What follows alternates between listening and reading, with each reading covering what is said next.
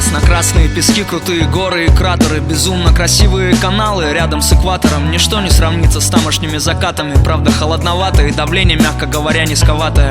Зато две луны на небе и очень яркие звезды. Это из-за низкой плотности воздуха. Жаль, что так поздно земляне получили снимки с этой прекрасной планеты.